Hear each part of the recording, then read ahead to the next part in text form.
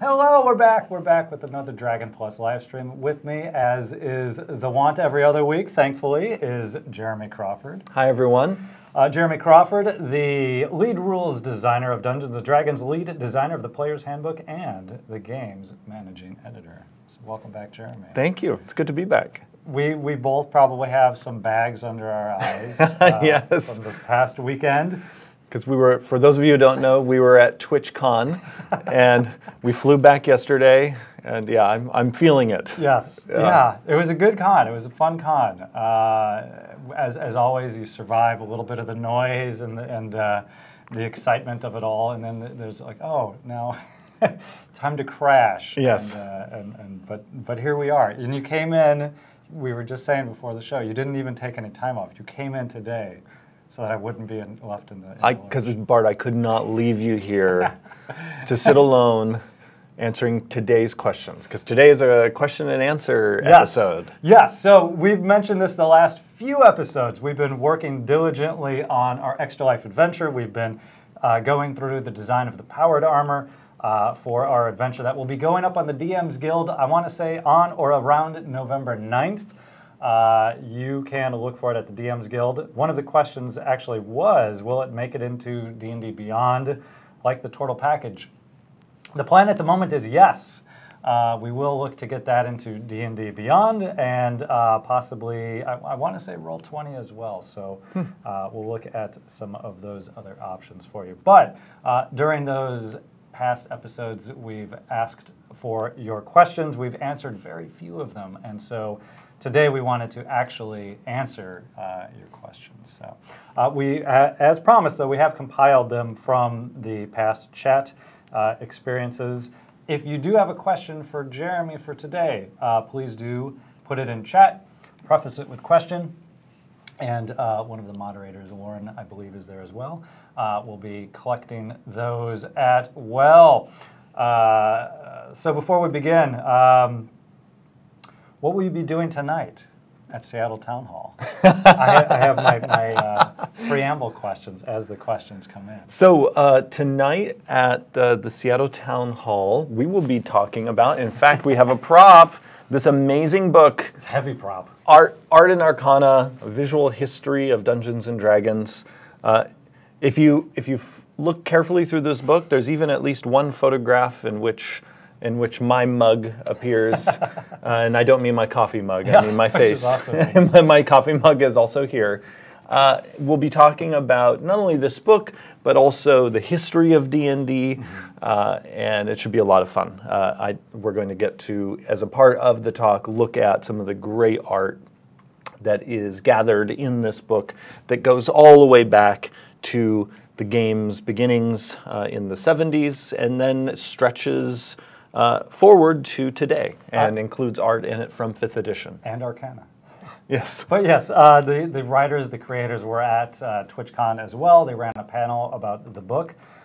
You ran not just, you weren't just there as a tourist, you also ran 2 games at TwitchCon. Yeah, I did. I had 2 different adventures that I wrote for TwitchCon. They both were vaguely, well, one of them vaguely Halloween themed. The other one was very Halloween themed, since the second adventure included people turning into pumpkins. Yes. And had killer pumpkins on the loose. And these were, for any of you who didn't see the adventure, these were pumpkins that had been filled with spores sent by Zugtmoy, the demon queen of fungi. Yeah. And people were eating pumpkin pie that had been made with this infected pumpkin. And where we left things is we don't know how many people in the city of Waterdeep have actually eaten this infected pumpkin pie. I would rather eat infected pumpkin pie than candy corn. I'll make that claim right now. Wow, you were just throwing the gauntlet down, my friend. I say, as a man who has not 1, but 2 bowls of candy corn on my dining room table at home. There's 2 types of people in this world. This is going to be it. the rift, Yeah, I know. candy corn. I find it horrid stuff. But I am not entirely agreed with. Just with people with good taste. Aha. No, I loved the games. They were fun. The first game was sort of using Dungeon of the Mad Mage as a framework, and I was pleased to see that it included a hag in its components. Yes. and for anyone who was paying close attention, you'll notice that because if you've watched me enough now, I love hags. So, of course, the first adventure had a hag in it. Yes. A hag, by the way, who does appear in Dungeon of the Mad Mage. So I didn't just put her in as fan service to myself. But then in the second adventure, there was passing reference to one of the main NPCs having a unicorn mask. Yes. And so, by the way, everyone, that was purely fan service for my friend Bart right here. Because Bart, knowing I also love unicorns, said before the adventure, so are you going to have unicorns in this adventure? There had to be. I thought there would have to be. The first one was hags, so there's got to be a unicorn. And so, for you, I had her mask be a unicorn mask. And now I also learned from that con, appropriately enough, also a fan of the movie Legend. Yes. It does feature hags and unicorns. Yes. Great movie. Even some of the mannerisms I do for hags are inspired by, I believe her name is Meg Knucklebones. Meg Knucklebones. Essentially, she's a green hag, and she's in the movie Legend. I saw that movie when it came out back in the 80s. Really captured my imagination, and it's funny how things like that we experience sometimes as kids will just echo through us for the rest of our lives. Oh, absolutely. I remember distinctly my middle school teacher at the time put it on because I just think she didn't want to deal with us for a couple of periods in a row. And I don't think she knew what it was. She just picked it out at the video store, and we had never heard of it. And I was just captivated.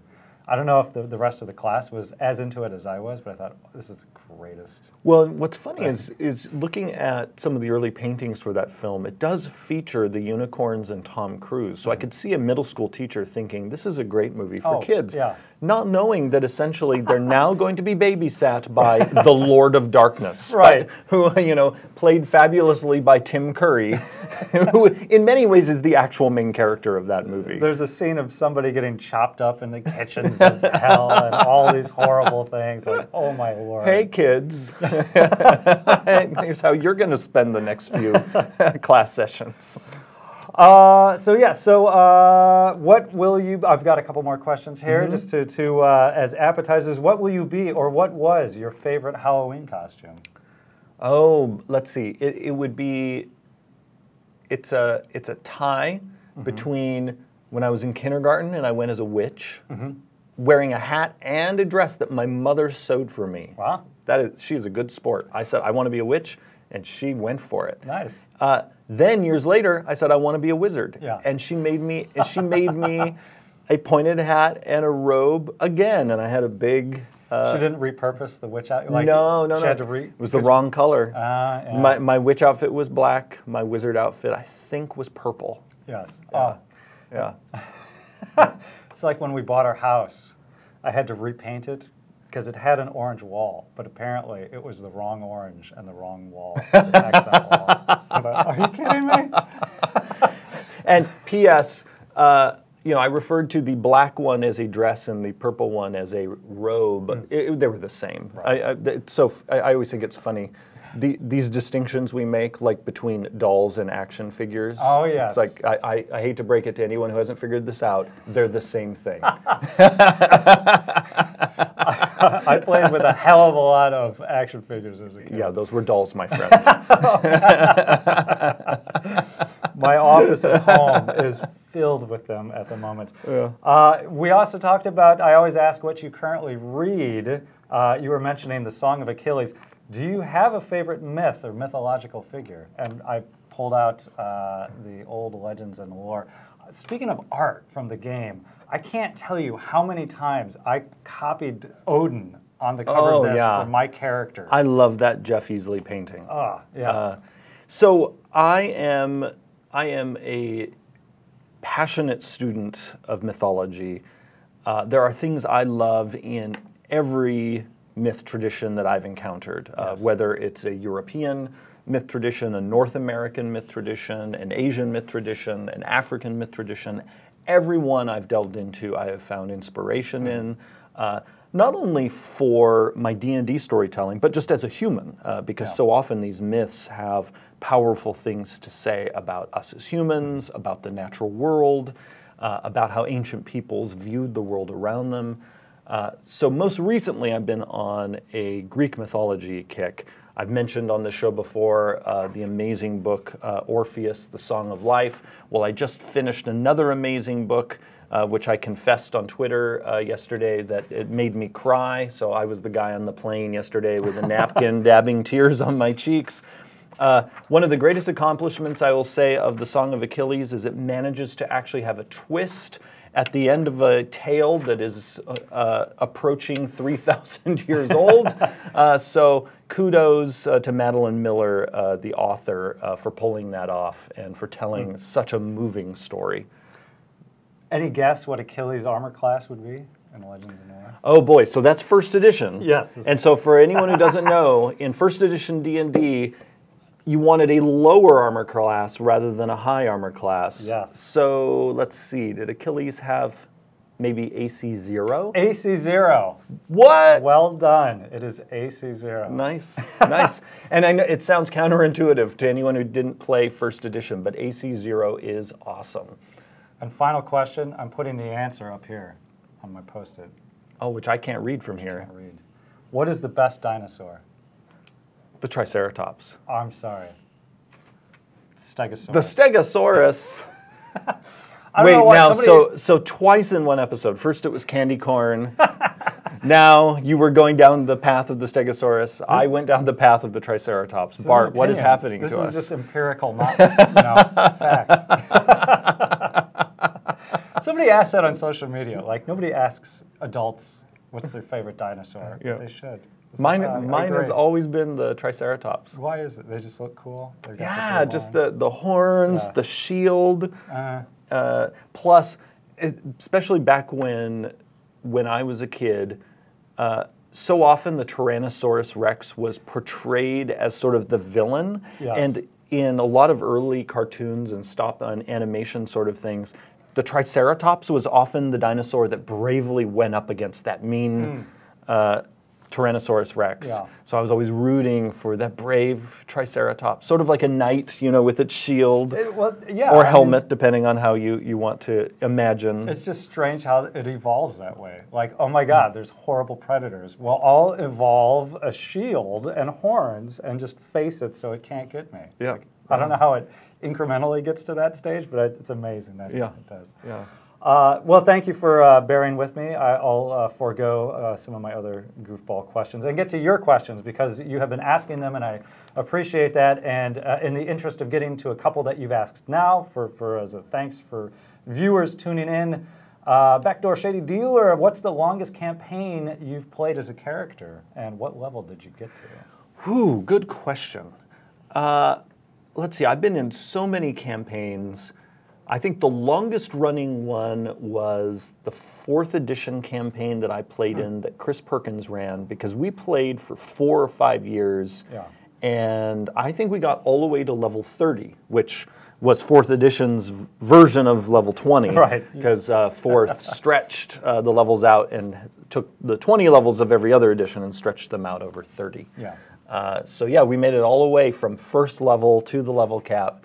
And it took us between 4 to 5 years. It's interesting, in that same time period, I was DMing a campaign that also lasted for 5 years, granted with a 1-year hiatus in there. What was your character class when you were playing? I was playing a wizard. If anyone followed the updates that Perkins wrote that were on the D&D website back in the day, my character's name popped up quite a bit. I played Alex von Hayden, the wizard, who, by the way, was the only character who never got killed in that campaign. By the end of our 5 years, every character had been killed at least once, except for mine. And part of that was because I built my wizard for survivability. I had like every get out of jail free card type power possible, and so Alex, he made it to the very end. That I will, thinking back, because I helped publish that series. It was a great series that Chris put together. We should, me or someone, we should compile that and maybe file off the mechanics to some of it and make it edition neutral. But the DMing advice in that it still holds up. Yeah, Speaking of his campaign, I'll go back to a question that we got from the last couple of weeks, just because that reminded me of it. Oh, Bearded Ninja 16, the first 15 shaved. Will there be any timer-related spells that can freeze, rewind, and fast-forward time? I suppose that you see coming into the game in some capacity. What are your thoughts on time manipulation? Manipulation is definitely tricky. We do have a little bit of it in the game already. The primary example of that is the time stop spell in the player's handbook.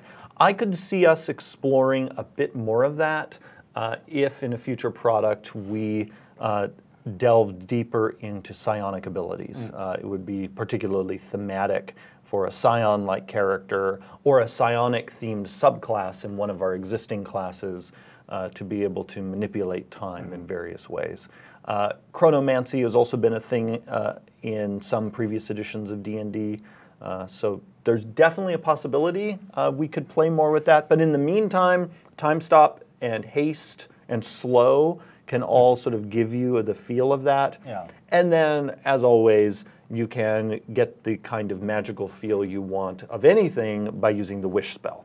I mean, it's funny. Wish it's not only the most powerful spell in the game, but it is also the spellcaster player's ability. It gives you the ability to basically make up any magical effect you want. So like if there's a magical effect you're missing in the game, we'll just get wish and you can make that happen. Of course, you have to route through your DM, who might interpret your wishes in a very persnickety way. I was just going to ask that. As a dungeon master, are you a persnickety wish fulfiller, or are you sort of a spirit of the wish fulfiller? So it really depends on the campaign I'm running. If people do the easy stuff, because the wish spell gives you like the easy stuff you can do, like replicate another spell. Yeah. As a DM, no matter what campaign I'm running, I never mess with that. But as soon as you get into the realm of I am just making up something, then for me it's all about who the spellcaster is, what is the mood of the campaign, and what are they trying to accomplish with that wish. For example, my previous campaign, the one that lasted nearly 5 years, was very high heroic. And if wish-like magic were used in that campaign, I, as a DM, would interpret it in the most generous way possible. In contrast, and if any of my players are watching, be warned, in my current campaign, which is a horror campaign, where the existential rug is being pulled out from underneath the player character's feet constantly, I would interpret wish in the most persnickety way possible. Because in a way, that gets at the cosmic horror of my campaign, of even sort of the cosmic framework cannot always be trusted. And so I make a lot of calls as a DM like that, not based on rules, it's based on story. What is the mood of the story we're telling right now? Right. Similarly, if I was running a more comedic game, like the games I ran at Twitch were very lighthearted. Yes. If I was running a lighthearted game like that, I would interpret the wish in the funniest way possible. Whether that meant the person was going to succeed or fail, I would be going for what's going to make us laugh the most. Did you anticipate that Adam Cobalt would attempt to join with Zugtamoy during the game? I didn't, but I love that he did. I love that kind of bold D&D play. Yes. Of just go for it and just see what happens. We were talking about time spells. In your answer, you used a word. If there was ever a spell called meantime, I wonder what that would... Oh, in the meantime. In the meantime. Yeah. What does the meantime spell do? So I imagine one way we could conceive of the meantime spell It would almost be a temporal equivalent to rope trick. Rope trick sort of puts you into an interdimensional space. You're in a space within a space the between world. spaces. Yeah. Being in the meantime is like being in a time between the times. To get out of the meantime, you have to go into a sub-adventure, complete that, and then you can come out and, depending on your success or failure, you might get a boon or a bust of some kind. Yeah. I like it. Now I almost want us to write an adventure called The Meantime. Molember1 asks, at what point during world building do you recommend making a map, assuming actual terrain is not very story relevant for the most part? So when you're creating an adventure, what phase is that in your work? So it's different for me, map making, based on whether I'm designing a particular adventure or I'm designing a whole world. I tend to, when it comes to a world, get only as detailed as I need for my upcoming session. So my initial world maps that I do tend to be very schematic. I don't like drill down and say, there are trees and this like square mile, unless I need to know that for an adventure I'm about to run. It's very, the camera's panned way back. It's almost I'm looking at the planet, hovering up above, and just like, what would I see from way, way, way, way up in space? What's the most story relevant? Also, when I'm doing world building, I try to make it so that the geography will help me tell stories. If you make a good map, your map will often design your adventures for you. Like if you, simply by positioning, two kingdoms next to each other, they're the vampire lords here and the paladin nation here, and the way you've put them together, and there is a mountain range between them, but a single mountain pass between them. Well, just suddenly all sorts of fighting is going on in that mountain pass. Absolutely, yes. It's probably haunted by all the dead from centuries of warfare in that pass. Probably there are dungeons tunneled through that mountain range. Good dwarves and evil dwarves on both sides, mining and counter-mining to get at each other. Yeah, so your map, again, can be one of your most powerful storytelling tools if you start at that bird's eye view and don't get too caught up in the minutia. When you're designing a particular adventure, I think that's the time to start digging in. But even then, I actually don't get that caught up in, like, let's say I'm going to have an adventure in a haunted house. And actually a great example of this is Death House in Curse of Strahd. Yes. So Death House is something that originally came from my home campaign. But when I first talked Chris Perkins through the Death House, and he was asking, well, what's the layout of the house? I just described it in broad terms because as DM, I actually never needed it to be hyper specific in how it was mapped, because since I was always the one running it, I would just decide on the fly where things were. I wouldn't even decide in advance, like, is the armoire in this bedroom on the west wall or the east wall?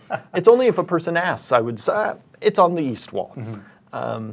You'll find as a DM, there are so many decisions that you'll start thinking you need to make before the game happens, that many of those decisions can just happen right at the table when you're playing. Oh, you could take a stack of Betrayal at House on the Hill cards if you wanted to just do a house, build it out that way, or at Betrayal at Baldur's Gate and kind of build out a little city or town as you go. That'd be kind of an interesting way to, everyone's surprised. You turn the corner, okay, that's what's there. So. And even I sometimes, as much as I love some of the beautiful dungeon maps we have published in our books, which sometimes have been hyper-specific, like showing the armoire on this wall, the bookshelf on this other wall. Right. That is beautiful as a kind of as a reader, as a fan, to be immersed, to be drawn into this fantasy world and see all of that detail. The pitfall, though, for a dungeon master is to think that level of detail is necessary for running an adventure of your own design. And that level of detail is not necessary because you can decide those things at the table. Also, if you're running that published adventure where every piece of furniture is carefully placed, the other pitfall for you as a DM is think, if let's say you're describing the room and you accidentally say that the armoire is on the west wall when the map shows it on the east wall, don't worry about it. Yeah, the temptation is to think, oh, I got this wrong, I need to correct it. Unless you contradict yourself in some other way, or it's going to cause problems in how the adventure plays out, just run with it. It's now on the it's on whatever wall you said it was on. It's this wall. It's the wrong wall. It's the wrong orange. But so be it. Right. This is a family story now. Yeah. Keith Ammon asks, are there ever any plans to establish a meaningful distinction among bludgeoning, piercing, and slashing damage other than the teeny handful of monsters that resist 1 or 2, but not all 3? So damage types are really what we would think of as a tag in the game. And what I mean by that is they're not meant to have much meaning in themselves. They are only as meaningful as the things that refer to them. And it is not for us a particularly deep design space to start doing all sorts of different things with damage types. We will occasionally have a creature that might have resistance to one of those 3 and not the others. But having done some of that kind of design in the previous 2 editions, honestly, we discovered that it did not result in dazzling storytelling. And that's often something we're looking at. We're like, if we're going to go down the design direction, how much interest are we actually bringing to the game table, whether it's in terms of narrative richness or tactical richness? And sure, some of these distinctions when it comes to damage types can be tactically interesting. But again, we went really far down that road in 3rd and 4th edition, and we found it only gets so interesting. And so we find there are much more interesting avenues for us to go down. Bigger sweeps in our design. For me, I think of one of the creatures I used at TwitchCon. I used the corpse flower and repurposed it as a giant pumpkin. Yes. And it's a far more interesting bit of design to me that it was popping corpses into its mouth to heal itself than was it resistant to bludgeoning or piercing or slashing. Sure, yeah. Particularly because when I talk about interesting, I'm often talking in D&D about things that players are going to notice at the table that's going to have immediate visceral effect. And a lot of damage resistance kind of things can be visceral. They can be especially frightening if a group realizes we don't have the means to take this creature on effectively. Right. But compare that to the visceral effect of this monster is popping corpses into its mouth and healing itself. Yeah. Or this monster is opening its mouth and exhaling a bolt of lightning, in the case of classic blue dragon. Sure, lightning damage, there we have a damage type in play, but what's really exciting is that's a giant bolt of lightning shooting out of that dragon's mouth. Right. And so we are often going after those things that are cinematic. They're going to have an impact. They're going to be exciting. They're going to be memorable. Almost no one will leave a D&D table and say, well, man, the most exciting thing about that session today was that creature was resistant to piercing damage, but not bludgeoning and slashing. And again, we do make those distinctions sometimes. So I'm not saying, it's bad to do that or we won't do it. Sure, we'll do it. But there are bigger swings in our design that we can go after. All right, fair enough. This one, I did see one come in. What do I have against candy corn? It's horrible. Texas Devon asks, a question for Jeremy. May I dismiss my familiar and resummon it to the unseen far side of a wall or locked door? Wow, okay, so let's take a look. Let's take a look at the Find Familiar spell. And this is, yes, Jeremy brought his laptop today so we can look up things on the fly. Yeah, normally, I look up things in the books, but I realized, why don't I bring in my laptop and I can search things on D&D Beyond. So bam, I have Find Familiar here. And you can, as you know, you can dismiss your familiar. And then as an action, you can cause it to reappear in any unoccupied space within 30 feet of you.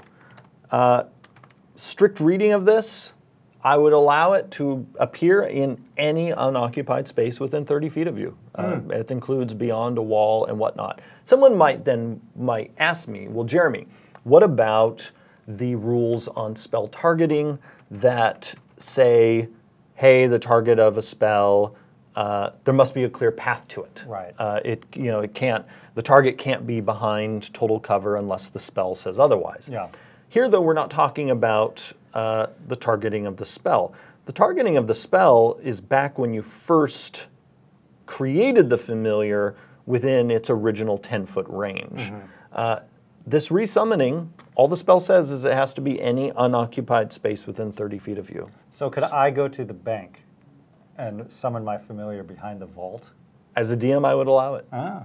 Yeah, but particularly because I, as a DM, like to interpret our rules as generously as possible, Yes. and especially generously when that's going to cause the players to get themselves into trouble.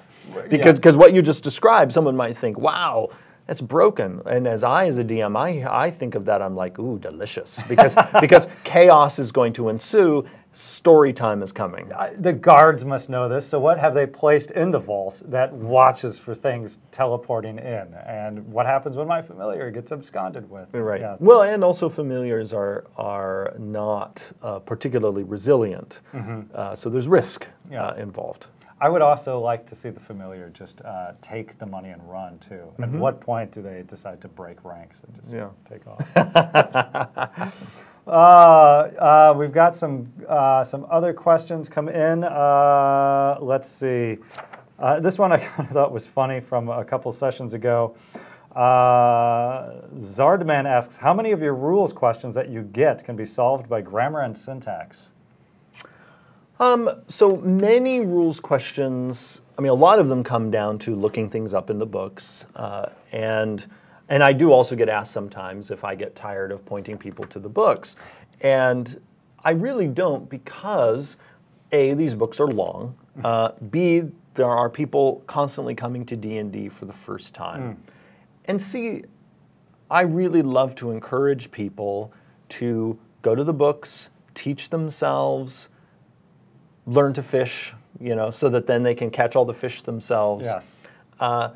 And also to really drive home that we've tried to make these books as straightforward as possible. And that once you see the rule for yourself, what that also means is you're not at the mercy of someone at the table who's claiming the game works a particular way. Because if you know where to find things in the book, I know how this works. Yeah. And I say that not to encourage people to have conflicts about it, because I think, as I've said on Twitter before, I think friendship and the good time is way more important than getting the rules right. Right. But I also think it's important for people to not feel intimidated by the rules. And so one of my motivations for constantly telling people, hey, check out the book or look it up on D&D Beyond, because that's empowering. Then you're not going to feel as intimidated. You're going to know, hey, I've got this. Yeah. I know where this rule is. I know how this works. I see how this game works, and now I'm going to feel comfortable improvising. And maybe if in the middle of my session I can't find the rule I'm looking for, that's fine, because I've got it in my bones how 5th edition tends to do things, and so I can just make up what I need to make up on the fly if I'm the dungeon master and just keep the game moving.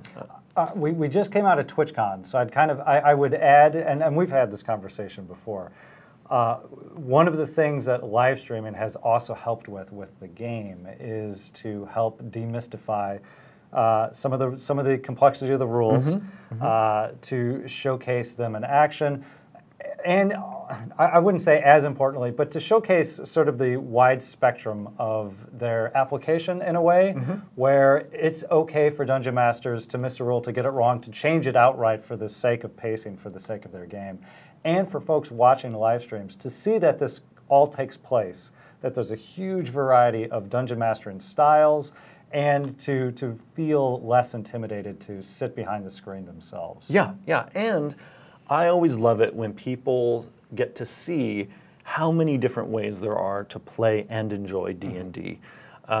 Sometimes when I tell people, hey, you know, the rules are a tool for you to use and you decide in your group how to use them.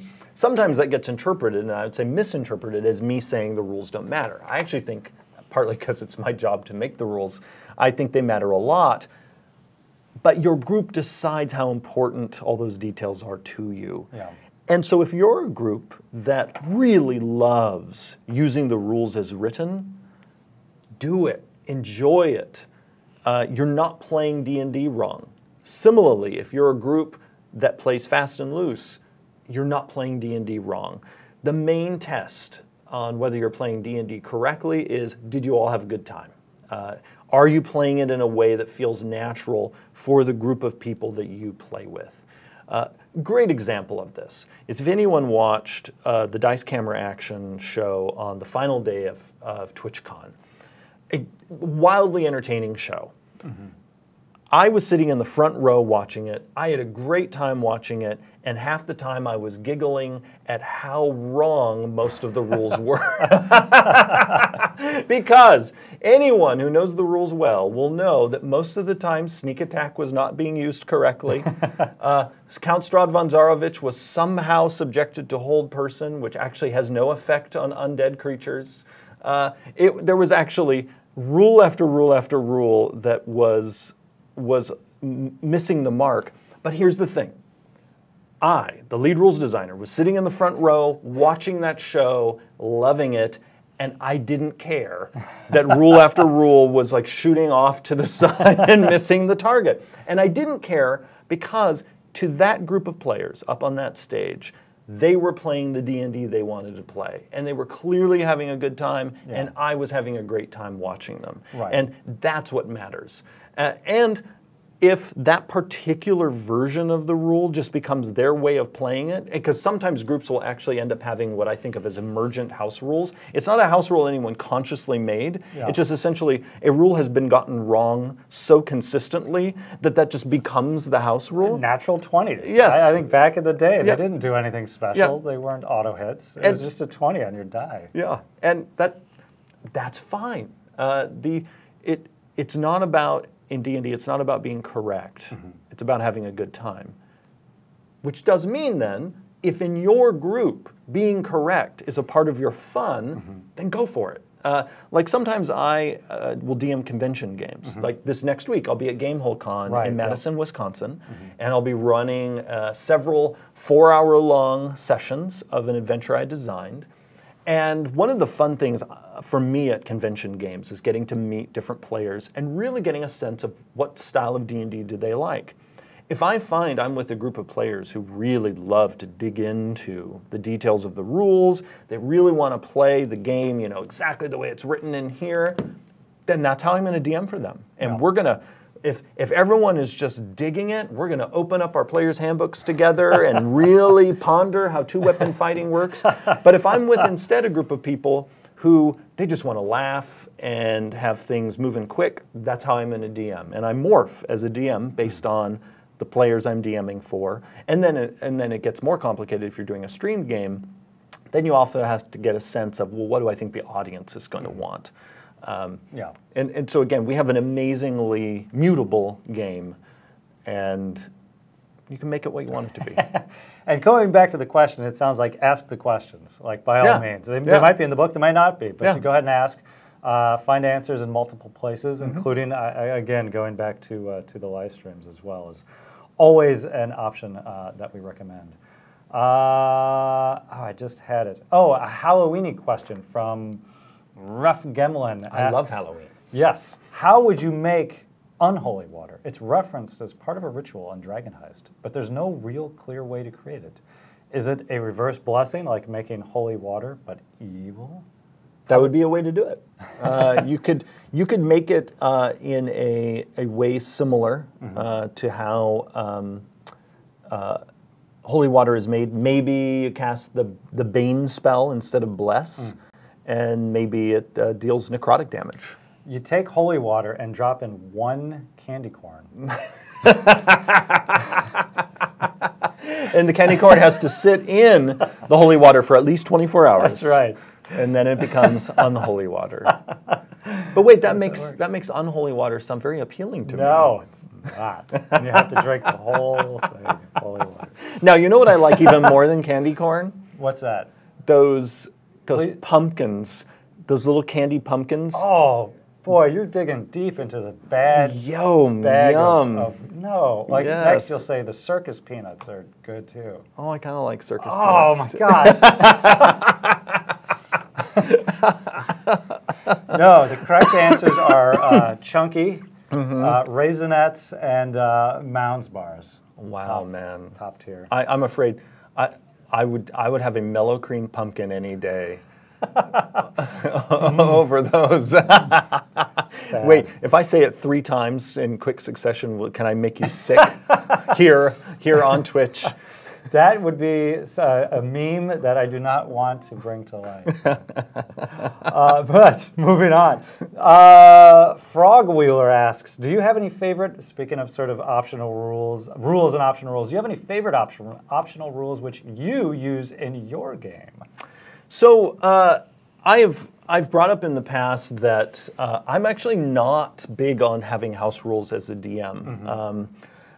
Partly because, and when I say house rule in this context, I mean something I've codified, and sort of tell my players, when you play at my game table, this is what happens. Yeah. Part of that is because of my job. Essentially, my house rules are in the player's handbook. But also, even before I had my job, I, as a DM, was never fond of having very many codified house rules, partly because I just don't like my players to have to remember a bunch of stuff in addition to what the game already asked them to remember. I'd much rather go to my players and say, here is a cool pantheon of gods I want you to remember. Here's a story I want you to remember. Here's some NPCs I want you to care about. I want my players to be thinking about my story and not, oh, Jeremy has an unusual way he does armor class, or Jeremy has an unusual way that he deals with perception. Those sorts of things, it's funny, when I was a younger man, those sorts of things interested me more, because it's sort of fun to tinker with the rules. Yeah. But if you listen to your players after your sessions, almost always what they talked about is what happened in the story. What sticks with them is that amazing scene, not, wasn't it fantastic that armor class was damage reduction in this game instead of it affecting accuracy. Again, if that's your group's jam, go for it and enjoy it. But again, most often what really sets people's hearts on fire for playing D&D are the stories that we tell together. Damn it, somebody put a great Extra Life donation suggestion in there, which was I'd eat candy corn. Ooh, yes. Yes, let's get this man eating candy corn and mellow cream pumpkins. I don't think I've never had one of those. Oh my goodness, they are so good. This was a heated debate I saw a few minutes ago in chat. Would you classify Gandalf as a wizard who took the War Wizard subclass, or an Eldritch Knight fighter with high intelligence? And I also saw people also throwing in cleric. Ah, good question. So back in 4th edition, James Wyatt and I did a lot of work on the Invoker class, and part of our motivation was to finally create a class that did a fairly good job of emulating Gandalf. Because frankly, no D&D class on its own does a very good job of emulating Gandalf. I would say though that even though he is called a wizard, if you sort of back me into a corner and said, Jeremy, pick one class in D&D that emulates Gandalf, I would actually say it's the cleric, even though he is called a wizard. Because most of his magic is defensive in nature and is associated with divine light and fire, and he also has some skill with weapons, but not great skill. He definitely holds his own. I think he's a bit more skilled in the films, perhaps, than in the novels. And maybe he's even a light cleric, if we think in D&D terms. Which becomes a light cleric? Yeah, which would then give him the fire magic that which he does exhibit in the stories. And he is as he says, he is a wielder of the secret fire. No, pardon me, a servant of the secret fire. We might he is the wielder of the flame of honor. We'll have to put up a poll here at some point in Twitter. We'll put up a Twitter poll, and we'll get a potential consensus on this as well. All right. But yes. I, by the way, a little personal note having to do with Gandalf and the other Istari. Yes. I am such a big fan that in the living room of my house we have a painting of the two blue wizards walking through the mountains toward the east. So in our house we are kind of Middle Earth people. In my office, I've got there's an old school Lord of the Rings poster that misspelled Gimli's name, but I see every time. But that's all you can see in the poster. I know, it's a great poster. I'll put up a picture of that on Twitter as well. This was a couple weeks ago, but just so we're not remiss from the archives of questions, Moongaze asks, why can spells that are made permanent after casting in the same place for a specified amount of time, such as a year, be able to be dispelled just as easily by any passerby? Does this not undermine the point of casting it every day? I'm trying to get dramatic in my reading now. When a year's work can be undone by any low-level caster in less than 6 seconds, why would anyone ever bother? So why can permanent spells be dispelled as easily? So if a spell says it lasts until it's dispelled, yes, we really mean that. And even if it is a spell that you built over a year, it's true, somebody can walk up and dispel it. But remember, it's very easy often when talking about not only spells, but other things in the game, to get very kind of abstract and sort of whiteboardy about it, where you're talking about a theoretical problem rather than a real problem. Remember that most of the people walking around in a D&D world have no idea that that spell effect is even there unless it's very conspicuous. Like, let's say, you just created a 100-foot column of fire that everyone can see. Well, then, they know that's there, and probably someone is going to try to get rid of it. Yes. But if instead you've created a magic circle that you can teleport through, most people aren't even going to know it's there. So a bit Hogwartsy, where there's effects in the world, but most people don't even realize that they're magic. And also, you're seeing why many spellcasters would, if they're going to invest in such a magic, they're going to protect it. It often is not going to just be sitting out in the town square and random low-level wizard walks by, happens to notice the magical effect, and then dispels it. Many of these spellcasters are going to, again, guard that investment with various guardians, put it behind enough stone and other impenetrable materials so that it also won't ping simple detection magic. Again, spellcasters have to be wily and also a lot of this magic is meant to be a little risky, a little brittle.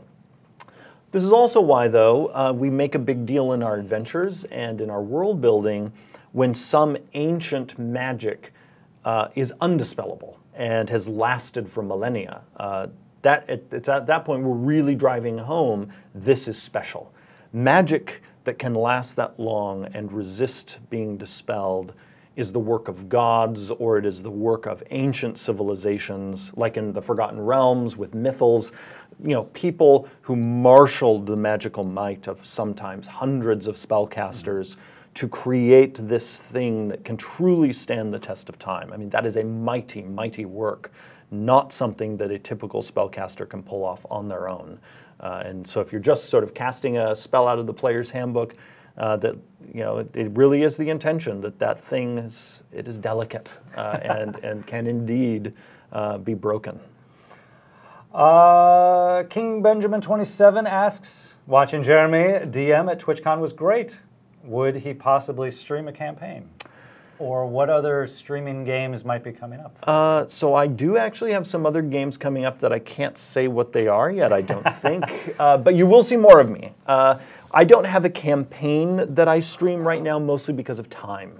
So much of my time is dedicated to getting our books, not only our books done, but getting our books done right, that right now there just simply isn't enough time in my schedule to commit to a regular streamed game. I love doing it. It was fun to do it at Twitch. I'm glad I'll be doing some more of it soon. I have been asked sometimes if we would stream my home game, because I do have a home game that I run. The main reason why I won't do it is that home game is really meant to be our home experience of Dungeons and Dragons. And when I say our, I mean not only family and friends I have in the game, but it includes several of my colleagues, including Chris Perkins and James Wyatt as two of my players. And this is a chance for us to experience D&D the way you all experience D&D. We're playing at home, we have lots of snacks and drinks, many bad jokes. You don't have to be camera conscious. Yeah, we're not camera conscious. I craft a story specifically for that group of players, meaning some of the lore and everything is so deep that if we were suddenly to turn a camera on our campaign, I would probably need to put together a several hundred-page wiki just so people could follow. Now, what is going on in this campaign? Because my setting, since I've been using it for about 30 years now, I think, it is more detailed in some ways than some of our official settings. and so people watching it would just be like, woof, what is happening? I'll follow up as well, because we came out of TwitchCon, and this was another question that came up from Cardboard Box 11. With how D&D has begun interacting with Twitch and live streaming and other online services, what other technology do you predict changing the face of D&D or how people will enjoy it? That question would take an hour unto itself, but a couple of things I did want to throw out coming out of TwitchCon was making use of the D&D Beyond extensions was something that we were looking at, which had a lot of interest for us, and Sirenscape as well, adding that to the game. And the reason I bring those two things up is when sort of as a counterpoint to your example of a home game where you don't necessarily want to be camera conscious, we're also working on live streamer best practices and submission guidelines, and some of these things would definitely play a part where you do need to make sure if you're ready to live stream your home campaign, everyone has to be ready for that level of scrutiny, and here are other pieces of technology that are available that you can use to help stand out from the crowd. So just wanted to kind of throw that out as far as guidelines and other best practices that we're helping to put together right now so that we can get it out for folks who are interested in live streaming their campaigns. One of the best practices in my home game, if we were ever to turn a camera on, is that midway through our 4-hour, because our sessions are usually 4 hours, midway through our 4-hour session each time, one of my players, my dear friend Jimmy, always makes me a nice old-fashioned. So that to me is a D&D best practice. That's a bit specific best practice. Is making your DM, especially if your DM is Jeremy Crawford, a nice cocktail midway through the game. We've got about 5 minutes before if there's one question that you want to grab at the end, but in the meantime, just a couple of news and announcements. D&D News will be on momentarily at 3 p.m. with Greg Tito. Dice Camera Action is off today. They are traveling back from TwitchCon, of course, but Sirens of the Realms will be live streaming this evening. This weekend, Extra Life will be live streaming here on Saturday, November 3rd, starting at 10:30 a.m. Pacific Time, all the way through 7 p.m. Pacific Time. Again, the adventure that Jeremy and I have been talking about the last couple of weeks, that will be available shortly on the DMs Guild. And special Extra Life thanks personally, Jen Roth, Forrest Emerson, Mick Chambers, Ben Carver, Matthew Miranda, Bob Nelson, Shelley, and Emmy as well for donating. Thank you very much. So if we've got a final question, we've got, we talked about an elf resting, or editorial strategy, or racial feats, or... So many questions. Dragon Heist coins. There was one about the aliveness that you consider the rules. That's good. What is that one? The aliveness one. What is that? Evan Kunze asks, how alive do you consider the rules from a design standpoint? For instance, in reference to Xanathar's Guide and Unearthed Arcana rules being pushed out, I would question quite frequently, but as new rules are being pushed out, how alive do you consider the rules? Well, I'm not sure what the questioner means by alive, other than, I mean, I'm maybe like vital. Or living and malleable is I mean, sort of how I was interpreting that. Yeah, I mean, I think D&D, because of the role of the Dungeon Master, its rules are, and given the thousands and thousands and thousands of people playing D&D around the world, I would say its rules are very alive, constantly being morphed by different DMs. We do various experiments, of course, in Unearthed Arcana, but you'll notice that we do add official rules to the game very infrequently because, well, and in fact, never, technically. The reason why I say that is, remember, the only official rule books of 5th edition Dungeons & Dragons are the 3 core rule books. Nothing else is required. Not even Xanathar's Guide to Everything is a required add-on to the game. Everything in that book is optional. But think about it. That is the only major rules expansion we have offered in this edition because we want to keep the game as solid as possible. We want to keep the focus on story. And we want to make sure when we do release new rules options, they are well tested, that they are appealing to as many different D&D players as possible. Sometimes people will say, I loved these 3 subclasses in Xanathar's, but I was kind of meh on the other ones.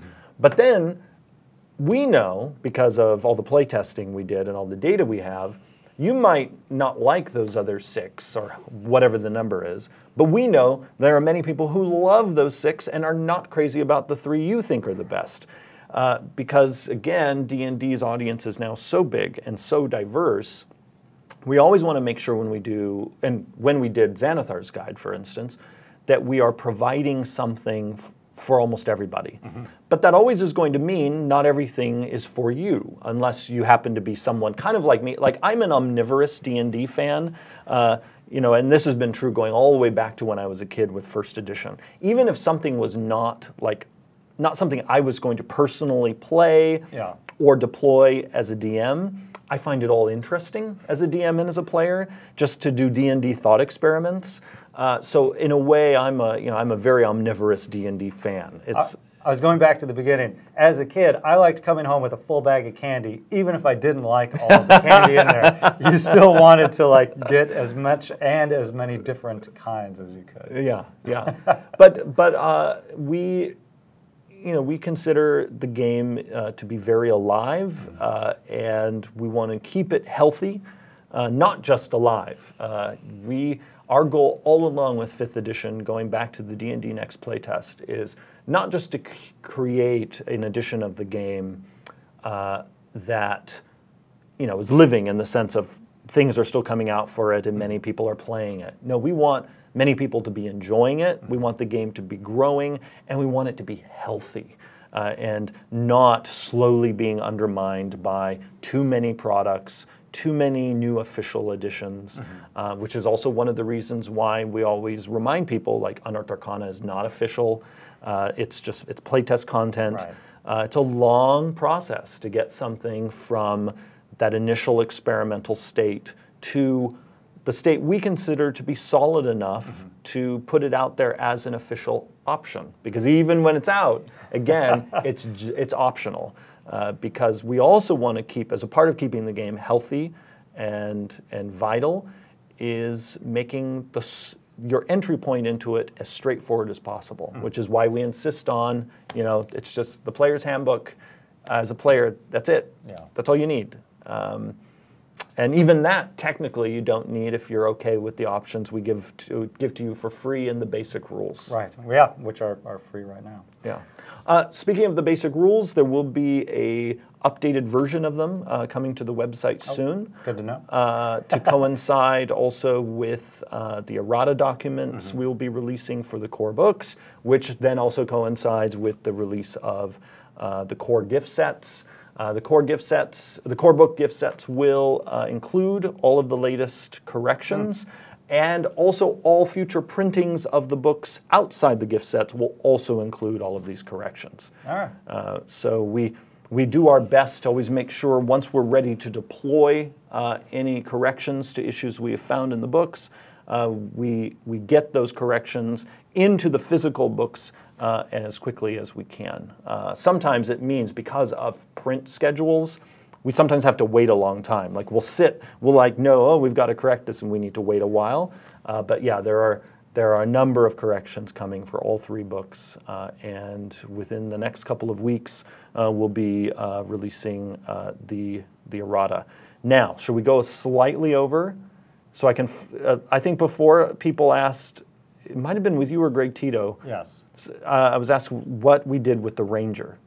That might have been with Greg. Yes, let's end on that.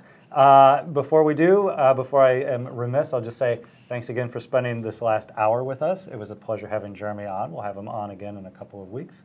Thanks to all of our viewers, our followers, subscribers, and to our moderators, of course. Thank you all so much.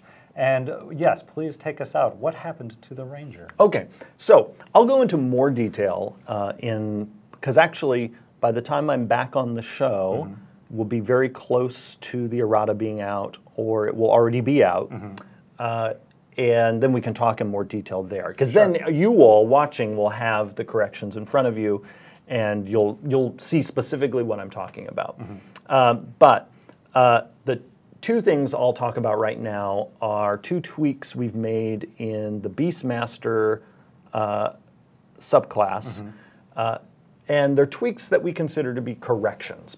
And I'm saying that because, and I can talk more about this when we reconvene in a couple weeks, errata is not the place for us to redesign the game. Errata is for us to correct things that are off target in terms of our design intent, in terms of how the game works, in terms of clarity. This is not the place for us to come in and just decide, we've now decided the Warlock works this way, because that would destabilize everyone's game. And we want to make sure we're, again, keeping the game healthy, stable, vital. We realized, given all the feedback we've gotten on the Beastmaster Ranger over the last few years, as well as in our own, just play experience of it, there were 2 key things that are off in its current design. One is the Beast was lacking any clear way to get past resistances to the damage it deals.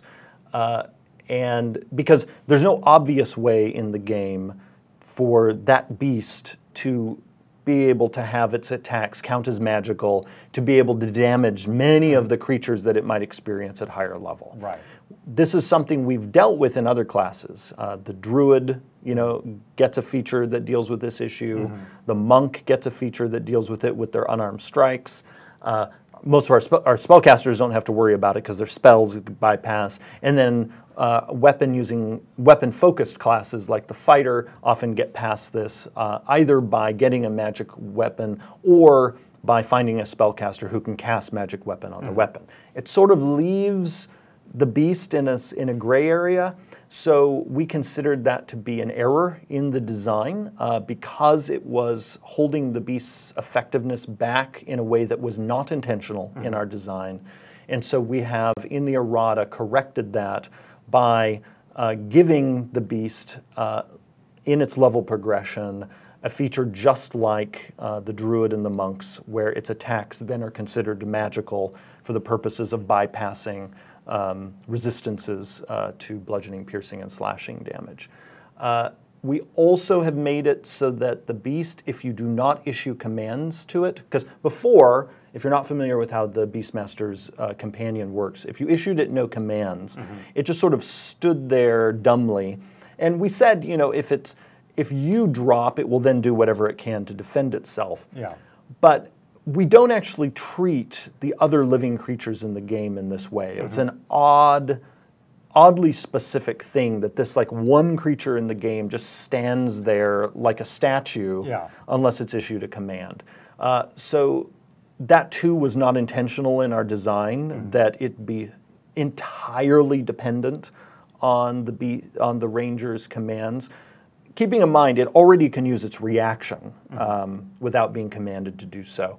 So it's a very slight tweak. I mean, we did not light the Ranger's world on fire. No, it's a very slight tweak, and that is, if the Ranger does not issue any command to the Beast dodges. So it takes the dodge action, which then helps the Beast be more resilient because suddenly attacks against it are going to have disadvantage, etc. Which then also helps address sometimes some of the survivability concerns having to do with that creature. So this is errata that will be coming out next month. We can look for it then in November. Yep. And when Jeremy is back on, we'll talk through it in a little bit more depth. Yeah, and we can also talk about a number of the other tweaks that appear in the 3 core books. Great. Let's do that. Let's plan on that for November. So again, thanks for everyone for tuning in. We'll kick it over to Greg Tito and D&D News. And thank you, Mr. Crawford. My pleasure. Bye, everyone.